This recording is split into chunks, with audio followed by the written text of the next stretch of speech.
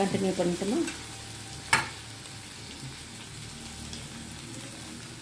இதில் ஒரு சின்ன மீடியம் சைஸ் கேரட்டு நல்லா பொடியாக துருவி வச்சுருக்கேன். அது கோஸ் கொஞ்சம் அதுவும் போட்டிருக்கேன். இது கொஞ்சம் வதங்கினதுக்கப்புறம் தக்காளி ஒன்று போட்டு வதக்கிக்கலாம். இது கொஞ்சம் கோதுமை மாவு வச்சு போண்டா வித்தியாசமாக இருக்கும். ஸ்டஃப்டெல்லாம் கிடையாது. மாவுலையே கலந்து இது அப்படியே கிள்ளி போட்டு எடுத்து சாப்பிட்றது.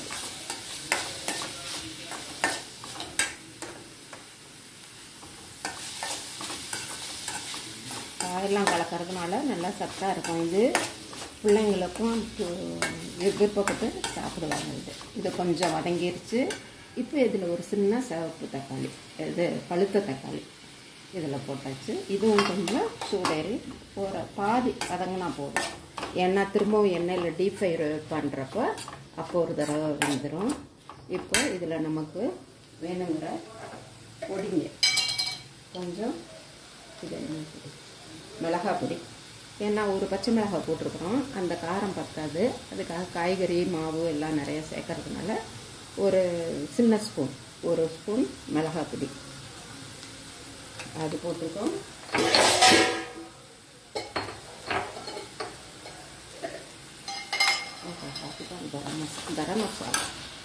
கரம் மசாலா கொஞ்சம், அது மஞ்சள் பொடி கொஞ்சம். நமக்கு பிடிக்கிறவங்க இந்த கறி மசாலா, இந்த சிக்கன் மசாலான்னு சொல்கிறோமே, அதெல்லாம் கூட வேணுமா போட்டுக்கலாம். இப்போ மஞ்சள் பொடி கொஞ்சம் போட்டிருக்கேன். இதெல்லாம் வதங்கிட்டு பாருங்க.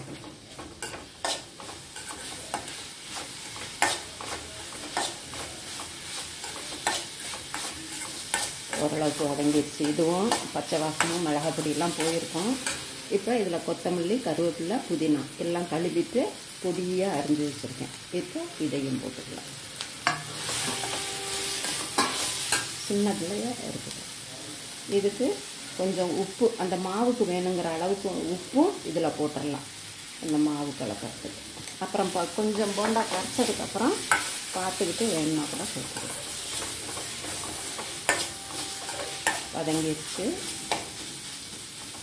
நல்லா தக்காளியும் ஸ்மாஷ் ஆனாப்பில் ஆயிடுச்சு. இப்போ இந்த சூட்லேயே கோதுமை மாவு 1 கப்பு எடுத்துருக்கேன். அரிசி மாவு 1/4 கப்பு. இதையும் போட்டு இப்படியே நல்லா கிளறி எடுத்துக்கணும். எல்லா பக்கமும் அந்த ஈரம் படுற அளவுக்கு வந்தோடனே ஆஃப் பண்ணிடணும் ஸ்டவ்வை.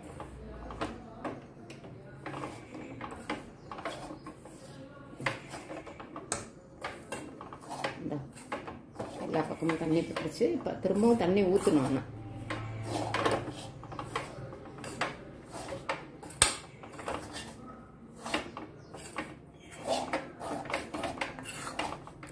ஸ்டவ் ஆஃப் பண்ணியாச்சு. எல்லா பக்கமும் இப்போ அந்த வெஜிடபிள்ஸு, மிளகாய் பொடி, கரம் மசாலா, மஞ்சள் பொடி எல்லாம் ஸ்ப்ரெட் ஆயிடுச்சு. இப்போ வேற ஒரு பாத்திரத்தில் மாற்றிக்கிட்டு இதில் தண்ணியை ஊற்றியும் கலந்துக்கலாம்.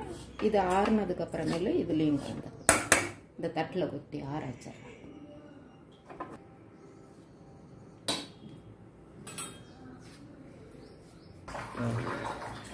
இப்போ ஓரளவுக்கு ஆறிடுச்சு. சும்மா கை பொறுக்கிற சூடு தான் இருக்குது. இப்போ இதில் தண்ணி ரொம்பவும் எடுத்தோடனே நிறையா ஊற்ற வேணும்.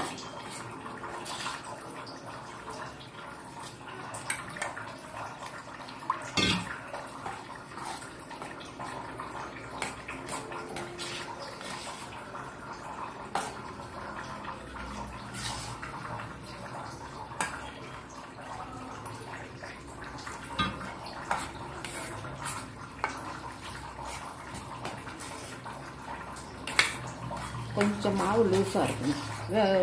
ஒரு 10 நிமிஷம் ஊற வச்சு கூட போடலாம். நம்ம உடனேவும் போடலாம். 10 நிமிஷம் ஊற போட்டால் அந்த அரிசி மாவுலாம் நல்லா ஊறி இருக்கும்.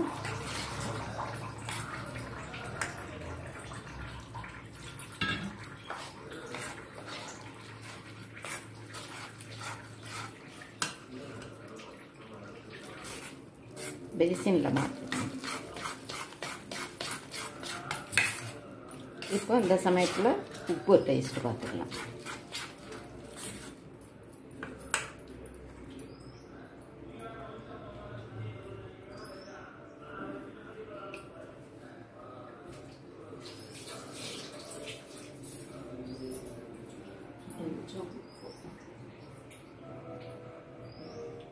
கொஞ்சம் உப்பு பத்தலை.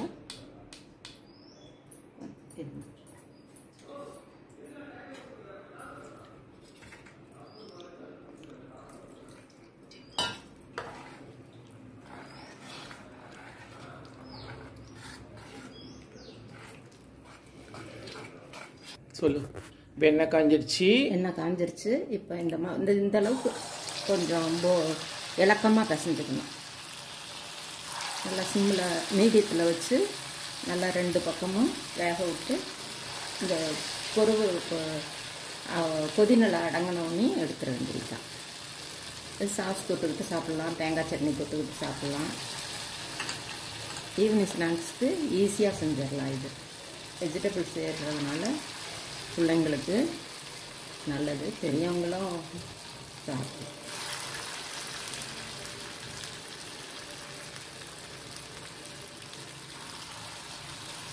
நல்லா காய்கறி வேறு இருக்குது. இந்த கொஞ்சம் புளிப்புத்தன்மையும் இருக்கும் தக்காளி போடுறதுனால. போதும்.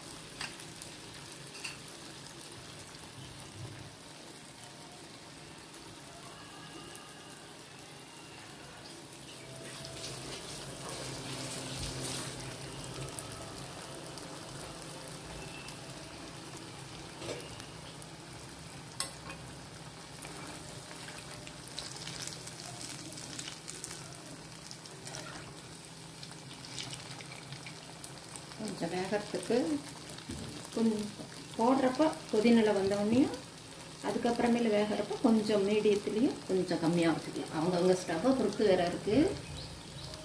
நல்லா எரியிற அடுப்பாக இருந்தால் சிம்மில் வச்சுக்கலாம். கொஞ்சம் மீடியமாக எரியிறவங்க அடுப்புன்னா அந்த மிடில் இதில் வச்சுக்கலாம்.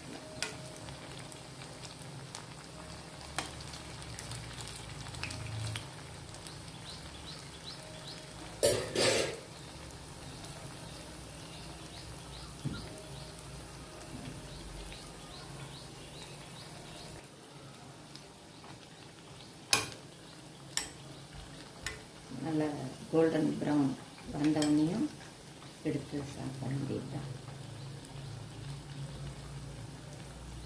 இது 2 எடுத்துடலாமா?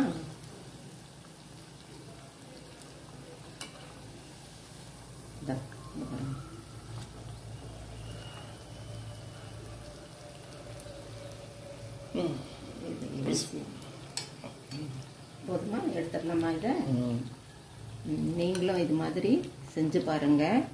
உங்களுக்கும் பிடிச்சிருக்கும்னு நினைக்கிறேன். ஈவினிங் ஸ்நாக்ஸுக்கு நல்லாயிருக்கும்.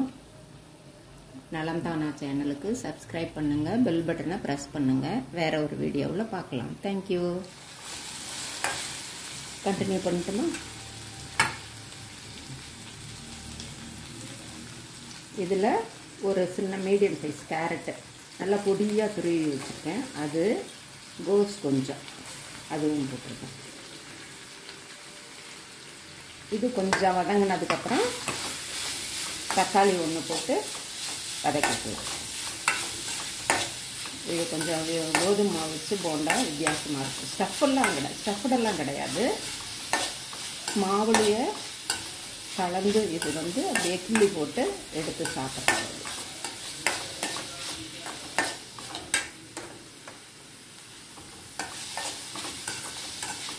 காயெல்லாம் கலக்கிறதுனால நல்லா சத்தாக இருக்கும். இது பிள்ளைங்களுக்கும் விருப்பப்பட்டு சாப்பிடுவாங்க. இது கொஞ்சம் வதங்கிருச்சு. இப்போ இதில் ஒரு சின்ன சிவப்பு தக்காளி, இது பழுத்த தக்காளி இதில் போட்டாச்சு. இதுவும் கொஞ்சம் சூடேறி பாதி வதங்கினா போதும். ஏன்னா திரும்பவும் எண்ணெயில் டீப் ஃப்ரை பண்ணுறப்ப அப்போ ஒரு தடவை வந்துடும். இப்போ இதில் நமக்கு வேணுங்கிற பொடிங்க கொஞ்சம் இது மிளகாய் பொடி. ஏன்னா ஒரு பச்சை மிளகாய் போட்டிருக்கிறோம், அந்த காரம் பத்தாது. அதுக்காக காய்கறி மாவு எல்லாம் நிறைய சேர்க்கறதுனால ஒரு சின்ன ஸ்பூன், 1 ஸ்பூன் மிளகாய் பொடி அது போட்டிருக்கோம்.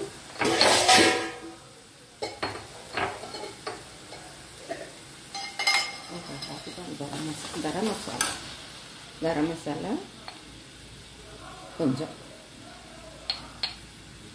அது மஞ்சள் பொடி கொஞ்சம். நமக்கு பிடிக்கிறவங்க இந்த கறி மசாலா, இந்த சிக்கன் மசாலான்னு சொல்கிறோமே, அதெல்லாம் கூட வேணுமா போட்டுக்கலாம். இப்போ மஞ்சள் பொடி கொஞ்சம் போட்டுருக்கேன். இதெல்லாம் வதங்கிட்டு பாருங்க.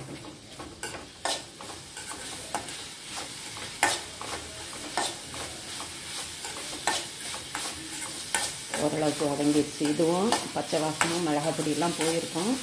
இப்போ இதில் கொத்தமல்லி, கருவேப்பிலை, புதினா எல்லாம் கழுவிட்டு பொடியாக அரிஞ்சு வச்சுருக்கேன். இப்போ இதையும் போட்டுக்கலாம். சின்னதுலையே இருக்குது. இதுக்கு கொஞ்சம் உப்பு, அந்த மாவுக்கு வேணுங்கிற அளவுக்கு உப்பும் இதில் போட்டுடலாம், அந்த மாவு கலக்கிறதுக்கு. அப்புறம் கொஞ்சம் போண்டா கரைச்சதுக்கப்புறம் பார்த்துக்கிட்டு வேணும்னா கூட சேர்த்துக்கலாம். வதங்கிடுச்சு. நல்லா தக்காளியும் ஸ்மாஷ் ஆனாப்பில் ஆயிடுச்சு. இப்போ இந்த சூட்லேயே கோதுமை மாவு 1 கப் எடுத்துருக்கேன். அரிசி மாவு 1/4 கப். இதையும் போட்டு இப்படியே நல்லா கிளறி எடுத்துக்கணும். எல்லா பக்கமும் அந்த ஈரம் படுற அளவுக்கு வந்தவனையும் ஆஃப் பண்ணிடணும் ஸ்டவ்வை.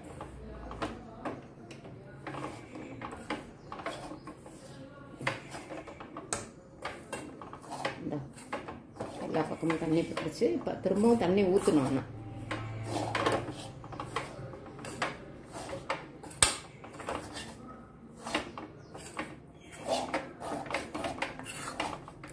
ஸ்டவ் ஆஃப் பண்ணியாச்சு. எல்லா பக்கமும் இப்போ அந்த வெஜிடபிள்ஸு, மிளகாய் பொடி, கரம் மசாலா, மஞ்சள் பொடி எல்லாம் ஸ்ப்ரெட் ஆயிடுச்சு. இப்போ வேற ஒரு பாத்திரத்தில் மாற்றிக்கிட்டு இதில் தண்ணியை ஊற்றியும் கலந்துக்கலாம்.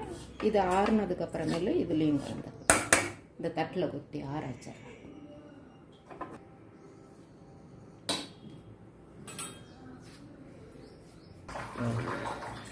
இப்போ ஓரளவுக்கு ஆறிடுச்சு. சும்மா கை பொறுக்கிற சூடு தான் இருக்குது. இப்போ இதில் தண்ணி ரொம்பவும் எடுத்தோடனே நிறையா ஊற்ற வேணும்.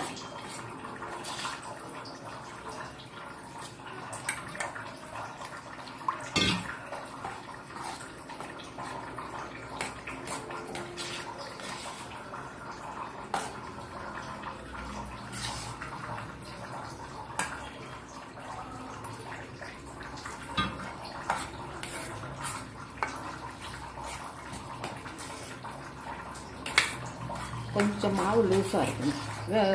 ஒரு 10 நிமிஷம் ஊற வச்சு கூட போடலாம். நம்ம உடனேவும் போடலாம். 10 நிமிஷம் ஊற போட்டால் அந்த அரிசி மாவுலாம் நல்லா ஊறி இருக்கும்.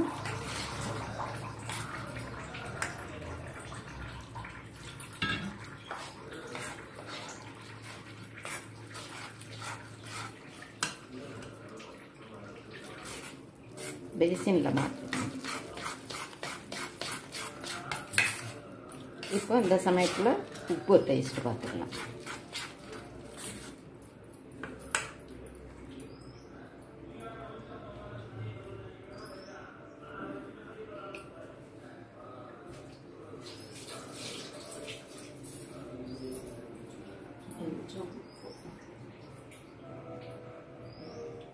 கொஞ்சம் உப்பு பத்தல.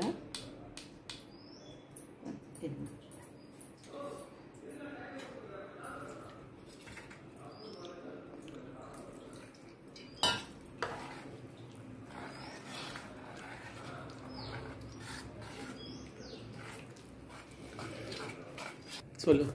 எண்ணெய் காஞ்சிருச்சு. எண்ணெய் காஞ்சிருச்சு. இப்போ இந்த அளவுக்கு கொஞ்சம் இலக்கமாக பிசைஞ்சுக்கணும்.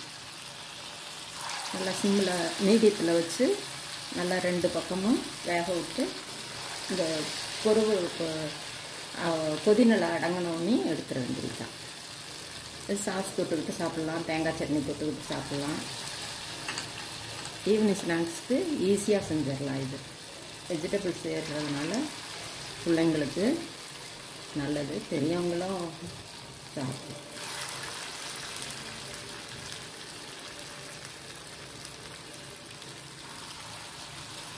நல்லா காய்கறி வேறு இருக்குது. இந்த கொஞ்சம் புளிப்புத்தன்மையும் இருக்கும் தக்காளி போடுறதுனால. போதும்.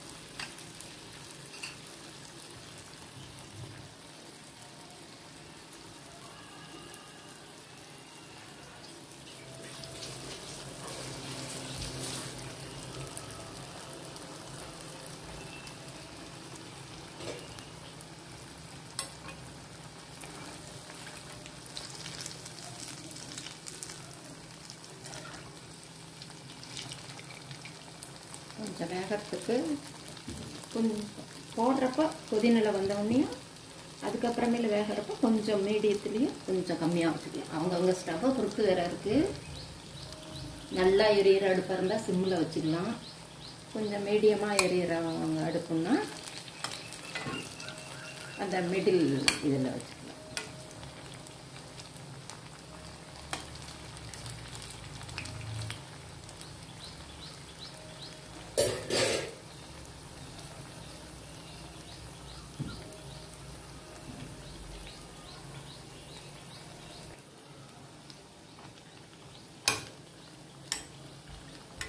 நல்ல கோல்டன் ப்ரௌன் வந்தவனையும் எடுத்து சாப்பிட வேண்டியதுதான்.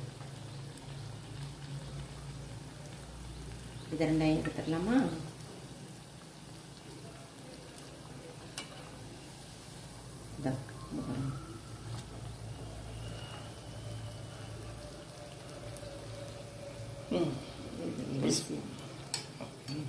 போதுமா? எடுத்துடலாமா? இதை நீங்களும் இது மாதிரி செஞ்சு பாருங்கள். உங்களுக்கும் பிடிச்சிருக்கும்னு நினைக்கிறேன். ஈவினிங் ஸ்நாக்ஸுக்கு நல்லாயிருக்கும். நலம்தானா சேனலுக்கு சப்ஸ்கிரைப் பண்ணுங்கள், பெல் பட்டனை ப்ரெஸ் பண்ணுங்கள். வேறு ஒரு வீடியோவில் பார்க்கலாம். தேங்க்யூ.